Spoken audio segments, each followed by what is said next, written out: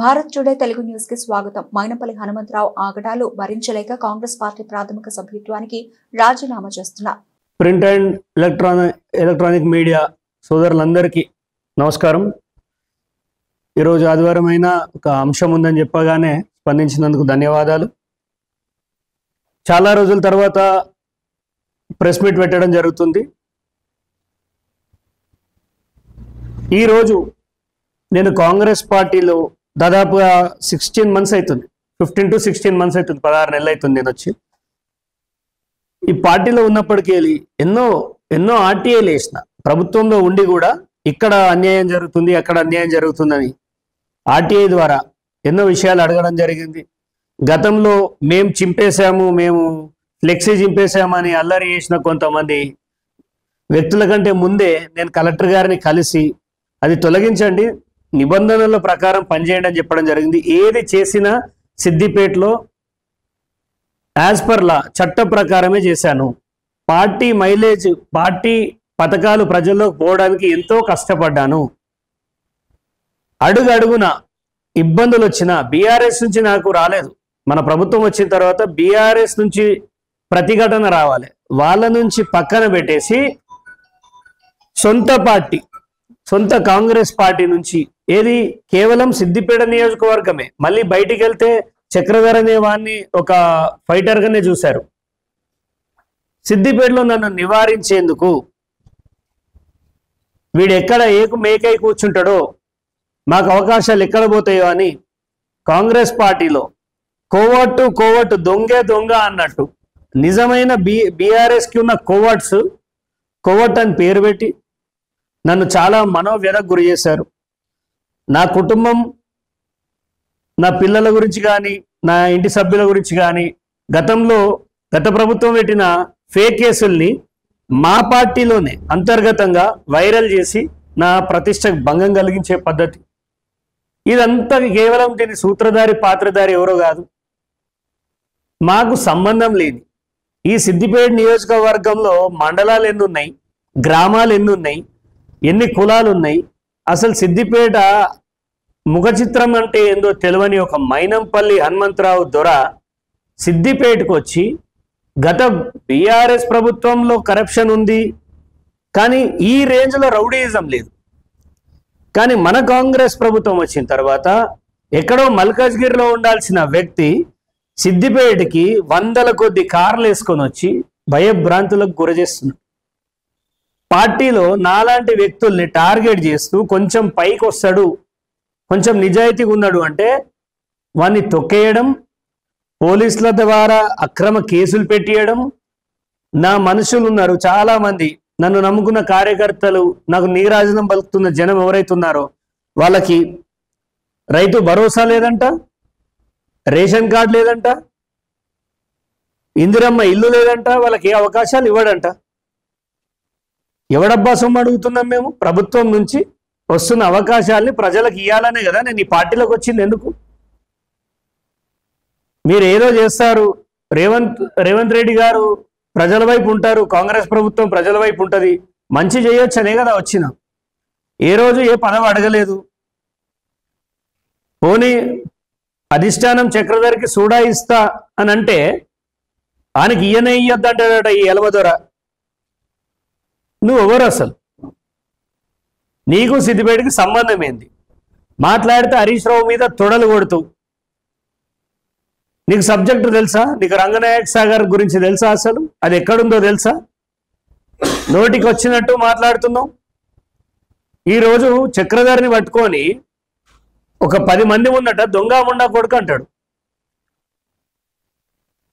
ఒక బహుజన గౌడ సామాజిక వర్గానికి చెందిన నేను సర్దార్ సర్వాయి పాపన్నను ఆదర్శంగా తీసుకొని ఎన్నో ఏళ్ళుగా కొట్లాడుతున్నాం, జైలుకు పోయొచ్చినాం.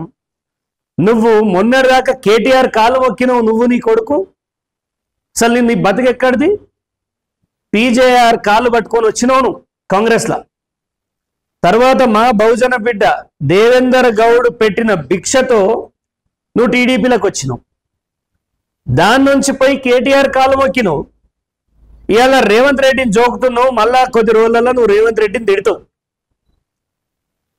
డబ్బు అహంకారంతో బహుజనులను తక్కువ చూసుకుంటూ ఎక్కడ బహుజనులు ఎదిగితే అక్కడ నీ వెలమ పాదం మోపి ఈరోజు కార్యకర్తల్ని నిర్వీర్యం చేసే కార్యక్రమం చేస్తున్నాం. మల్కాజ్గిరిలో డిసిసి శ్రీధర్, నాకు తెలిసి శ్రీధర్ ఆయన వెళ్ళిపోయినాడు. మెదక్ డిసిసి తిరుపతి రెడ్డి ఎగిరిపోయినాడు. ఇప్పుడు నర్సాపూర్లో రాజిరెడ్డికి పుల్ల పెడుతున్నాం. గజ్వెల్లో నర్సారెడ్డికి పుల్ల పెడుతున్నాం. అట్రాసిటీ కేసులు చేపిస్తున్నాం. నువ్వు వచ్చే వారికి మేమంతా కలిసి ఉన్నాం. మా కుటుంబ పరంగా ఎన్ని విషయాలున్నా మేము కిందనో మీదనో ఒకరికొకరు కలిసి ఉన్నాం. ఇప్పుడు నువ్వు వచ్చిన తర్వాత ఈ చెప్పులు చూపించడము, దాడులు చేయించడము, ఇలాంటి ఒక దుర్మార్గ చర్య కార్యకర్తలు భరించలేకపోతున్నారు. ఇక అంశానికి వస్తే, ఒక పర్సన్ని పార్టీలోకి తీసుకొచ్చారు. పార్టీలు మారడం తప్పు కాదు, పార్టీలో ఉండడం అది ఎవరికైనా వాళ్ళ హక్కు. 2000 నంబర్ సర్వేలో ఎకరా జాగా కబ్జా పెట్టిండు ఫలానా ఒక వ్యక్తి, బీఆర్ఎస్ వ్యక్తి ఆలకుంట మహేందర్ అని చెప్పి, మన కాంగ్రెస్ పార్టీయే కదా, ఇతను ఇన్ఛార్జే కదా. ఆ రోజు అన్ని పేపర్లకి కబ్జా గురైంది, మేము కాపాడుతాం ఈ భూమిని ఆలకుంట మహేందర్ నుంచి, బాధితులకు సహాయం చేస్తాం అన్నావు కదా. మరి అలాంటి కబ్జాకోరు రౌడీ షీటర్ని పార్టీలకు ఎట్లా చేర్చుకుంటారు మీరు?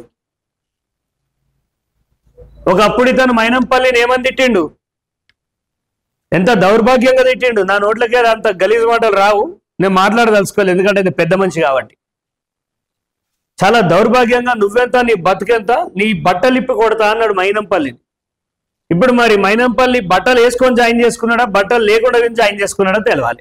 సరే చేసుకున్నావు, రాజకీయంగా చాలా ఒడిదొడుకులు ఉంటాయి, మంచి చెడు మీరు చేసుకున్నారు.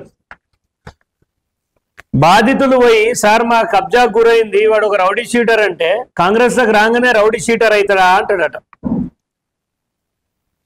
రీసెంట్ గా ఈ బాధితులు ఎవరైతే, నరసింహ కొంతమంది బాధితులు ఎవరైతే ఉన్నారో వీళ్ళ పైన 1 టౌన్ PS లో కేసు అయింది. ఇది కంప్లైంట్. ఇది ఆలకుంట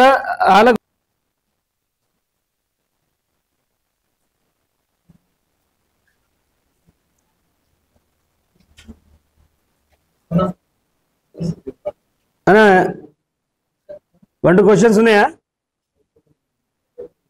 ఓకేనా?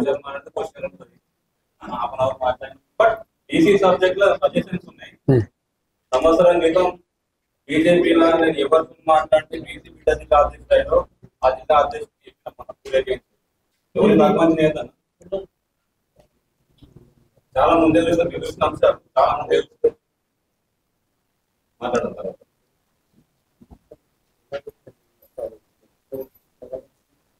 ఓకేనా? 5 minutes.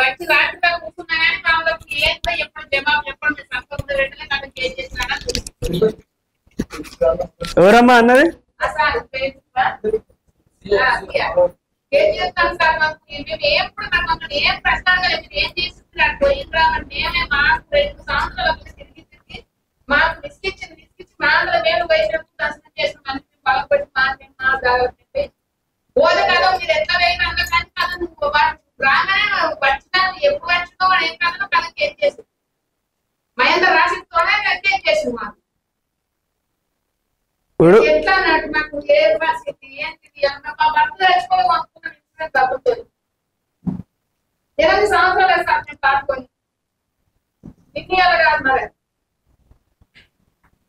ఇప్పుడు పేదలకు ట్రెస్పాసర్ అనే కేసు ఒకటి ఉంటుందని తెలుస్తుందా చెప్పండి?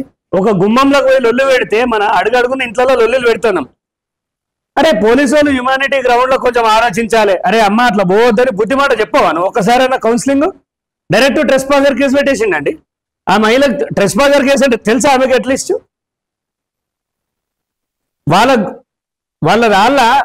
ఇప్పుడు అదే సిఐ ఏం చెప్తాడు, వాళ్ళ ఇంటికాడ కూడా గేట్ అడ్డం పెడితే కూలగొట్టాడా? వాళ్ళు కోపం వచ్చి మహిళలంతా పోయి కూలగొడితే ఈ నరసింహ అనే పిల్లగాడు అసలు సీన్ ఆఫ్ అఫెన్స్ లో లేడు. మిస్టర్ సిఐ నీకు చెప్తానని సంగతి, అసలు అతను ఆ టైంకి వేరే చోట ఉన్నాడు, ఆ కెమెరా డీటెయిల్స్ ఆ టైమింగ్ అంతా మేము తెప్పించినాం. మరి నువ్వు మన పేరు ఎట్లా పెట్టినావు? కండెంప్ట్ ఆఫ్ కోర్ట్ అంటున్నావు నువ్వు. కండెంప్ట్ ఆఫ్ కోర్ట్ చట్టం తెలియదు అనుకుంటున్నావా మాకు? నీలాంటి సిఐలు మంచి మంచి సురేందర్ రెడ్డిని గజ్జు పంపించిన వీడికెళ్ళి నువ్వు లెక్కనా? మీ సిపి గారు ఏం చేస్తారు? చక్రధర్ పైన లెవాన్కి మాత్రం సిపి మేడంకి బాగా కోపం వస్తుంది. దేనికోసం కొట్లాడినా నేను? కెమెరాలు పెట్టుకోరని కొట్లాడినా, లంచాలు తినకుండా కొట్లాడినా, తప్పు జరుగుతుంటే దాన్ని సరిదిద్దుకోమని కొట్లాడినా. సిఐ సస్పెండ్ చేయండి.